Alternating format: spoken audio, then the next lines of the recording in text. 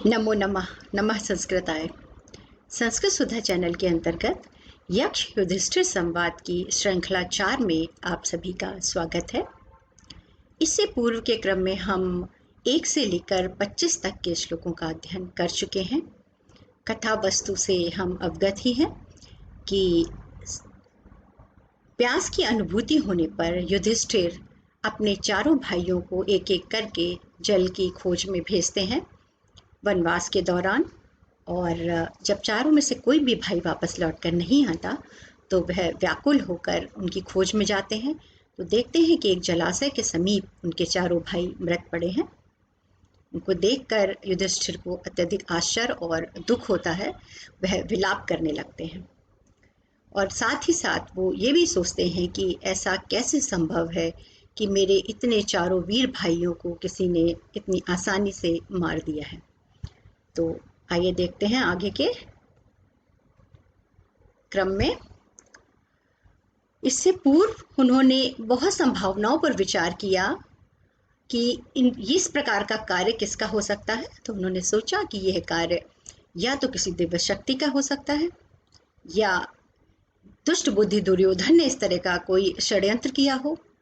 फिर वो सोचते हैं कि मामा शकुनी, जिनके लिए गांधार नरेश शकुनी, जिनके लिए करुणी और अकरुणी में कोई भेद ही नहीं है, उनका भी यह कार्य हो सकता है। इसी क्रम में अभी ये 25वें श्लोक में वो सोचते हैं कि हो सकता है कि ये जल ही विष से दूषित हो और उसको पीने के उपरांत मेरे भाइयों की मृत्यु हुई हो। लेकिन फिर वह इस निष्कर्ष पर भी नहीं पहुंच पाते हैं। भवेदिति महाबुद्धिना बहुधा तद चिंतयत तत्सा निविषेद उदकम दूषितम यथा। महाबुद्धिना, महान बुद्धिशाली उन युधिष्ठिर ने बहुधा तत्चिंतित, बहुत प्रकार से इस बारे में विचार विमर्श किया और बहुत सोचने के उपरांत भी वह किसी निष्कर्ष पे नहीं पहुंचे। और साथ ही उन्होंने कहा विषेदित उदकम दूषितम यथा, कि यह जल जो है सरोवर का, यह विष से दूषित नहीं है।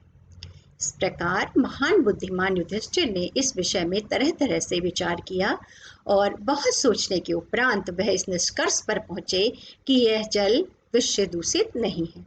अर्थात अपने भाइयों की मृत्यु के कारण के विषय में उन्होंने बहुत प्रकार से विचार किया। तो एक बार युधिष्ठिर को यह लगा कि हो सकता है जलाशय का पानी विषयुक्त हो, इस प्रकार मेरे भाइयों की मृत्यु हो गई हो। किंतु बाद में सम्यक प्रकार से सोचने पर वह इस निष्कर्ष पर पहुंचे कि यह जल विषैला नहीं है। इस प्रकार के भाव इस श्लोक में वर्णित है।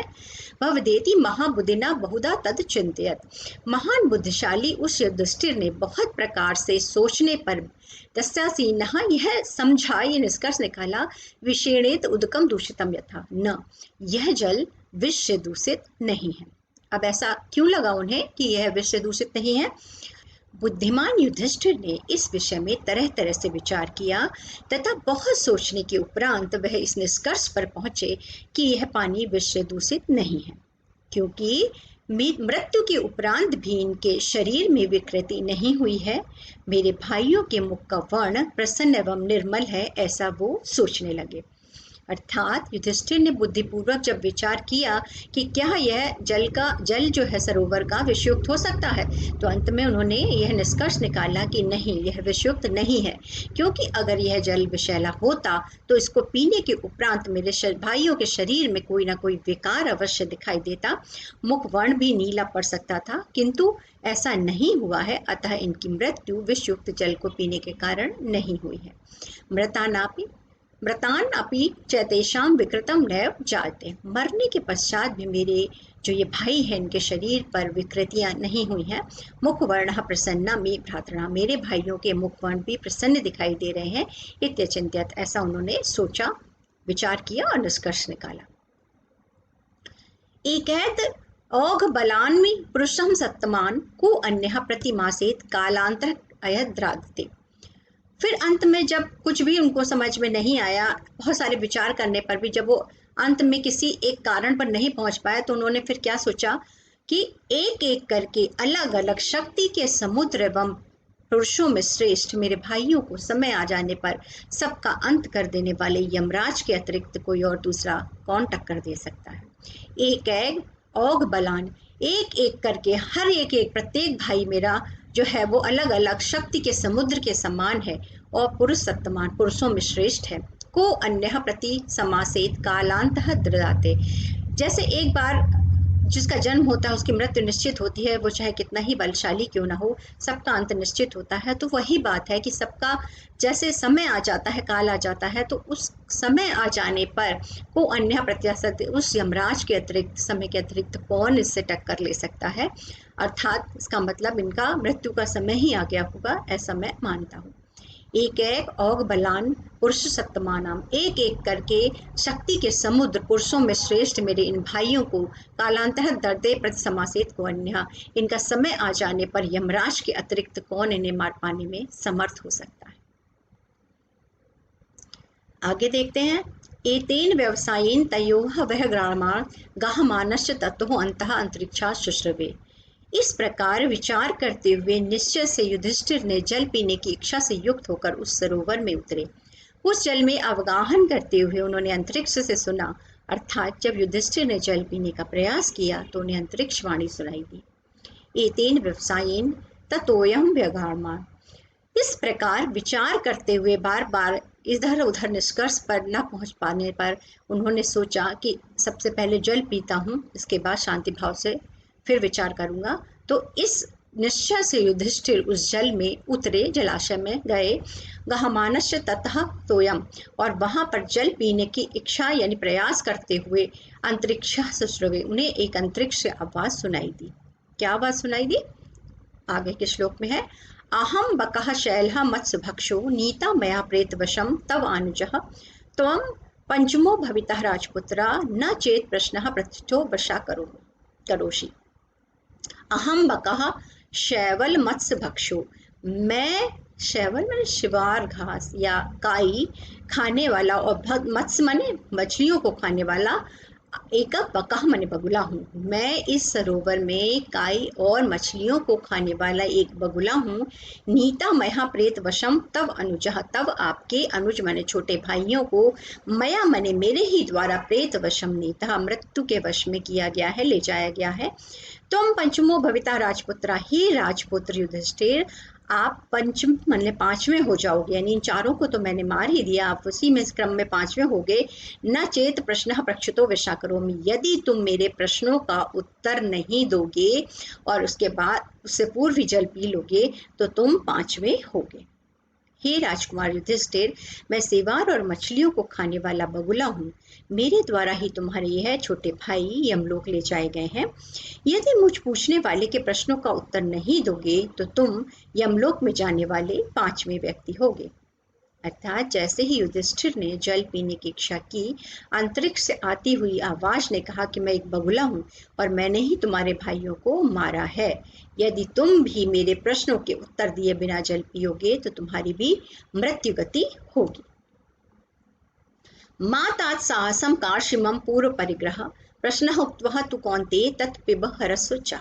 और इसी क्रम में वह आकाशवाणी जो हो रही थी, आवाज जो आ रही थी, वो आगे कहती है, वो आवाज में सुनाई देता है कि हे तात युधिष्ठिर, साहसम माकारसी, दुस्साहस मत करो। मम पूर्व परिग्रह, इस पर मेरा पहले से ही अधिकार है, यानी कि इस जलाशय पर, इस सरोवर पर मेरा पहले से ही अधिकार है, इसलिए तुम किसी प्रकार में जल पीने का दुस्साहस मेरी आज्ञा के बिना मत करो।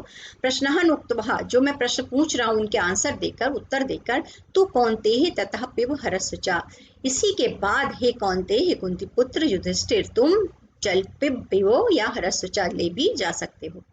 हे तात युधिष्ठिर, जल पीने का साहस मत करो, मेरा इस जलाशय पर पहले से ही अधिकार है। हे कुंती पुत्र, किंतु मेरे प्रश्नों का उत्तर देकर फिर जल पियो और ले जाओ। अर्थात बगुला वेशधारी यक्ष जो है वो कहता है कि मेरी अनुमति के बिना जल पीने का दुस्साहस मत करना, क्योंकि इस जलाशय पर मेरा अधिकार है। रुद्राणां वा वसूनां वा मरुतां वा प्रदान भाग प्रक्षामी को भगवान देवो नैत शकुनः कृतम। अब जब उसने ऐसे कहा कि मैं एक बगुला हूँ और मछलियों को खाने वाला और मैंने ही तुम्हारे इन भाइयों को मारा है, इस जलाशय पर मेरा अधिकार है, तो युधिष्ठिर ने कहा कि युधिष्ठिर ने सोचा कि ये नहीं हो सकता कि किसी पक्षी के द्वारा इस तरह का किया गया कार्य हो, तो ये अवश्य कोई और है जो पक्षी के भेष में यहाँ पर है और मुझसे बात कर रहे हैं। तो वो कहते हैं कि रुद्राणाम व वसुनाम व मरुताम व प्रधान भागा, मैं आपसे पूछता हूँ, प्रक्षामी पूछता हूँ कि आप रुद्र में से, वसु में से या मरुत में से कौन से प्रधान देवता हैं? भवान्य देव, कौन से देवता हैं आप? नैत शकुनः कृतम, यह कार्य जो है वो किसी जो पक्षी है, बगुले आदि है, उसके द्वारा किया गया नहीं हो सकता। मैं पूछता हूँ, आप रुद्र देवता हूँ, वसु देवताओं अथवा मरुत देवताओं में से कौन से प्रधान देवता हैं? यह पक्षी के द्वारा किया गया कार्य नहीं हो सकता। युधिष्ठिर बगुला वेशधारी यक्ष से कहते हैं, इसका ये आशय है कि आप ही जरूर ही कोई अन्य श्रेष्ठ देवता हैं, क्योंकि मेरे भाइयों को मारने का कार्य कोई बगुला, कोई जल में रहने वाला जलचर नहीं कर सकता। हिमवान परित्रात विंध्यो मलय एवचा चत्वार पर्वतः कीन पातितः भूरि तेजसा। और इसी क्रम में युधिष्ठिर आगे कहते हैं कि हिमवान, हिमालय, पारियात्र, विंध्य और मलय, ये चारों पर्वतों के समान मेरे जो ये चत्वार पर्वत, चारों पर्वतों के समान मेरे जो चार भाई हैं, भूरि तेजसा, अत्यधिक तेजस्वी, केन पातिता, उन्हें किसके द्वारा मारा गया है? ये जो आवाज मुझे सुनाई दे रही है, जो आप अपने आप को स्वयं को बगुला बता रहे हैं, यह नहीं संभव है। जरूर ही आप कोई अन्य देवता है। तो आप मुझे अपना परिचय दीजिए कि हिमालय, पारियात्र, विंध्य और मलय, इन चारों पर्वतों के समान अत्यधिक तेजस्वी मेरे भाइयों को केन पातिता किसके द्वारा गिराया गया है? आज की श्रृंखला में हमने जिन श्लोकों का अध्ययन किया उसके कुछ प्रश्न पर विचार कर लेते हैं। जब युधिष्ठिर जल पीने का प्रयास करते हैं तो उन्हें क्या आकाशवाणी सुनाई देती? निसंदेह उन्हें यह आकाशवाणी सुनाई देती है कि मैं एक बगुला हूँ और इस जल पर मेरा अधिकार है, तो पहले मेरे प्रश्नों का उत्तर दो और फिर जल पियो, अन्यथा तुम्हारे भाइयों के समान ही तुम्हारी भी गति होगी। बगुला वेशधारी यक्ष युधिष्ठिर को जल पीने से मना क्यों करता है? यक्ष इसलिए जल पीने से मना करता है क्योंकि वह अपने प्रश्नों का उत्तर चाहता है और वह कहता है कि इस जलाशय पर मेरा अधिकार है, तो मेरे प्रश्नों का उत्तर दिए बिना तुम जल नहीं पी सकते। यक्ष युधिष्ठिर को जल पीने से पहले क्या शर्त रखता है?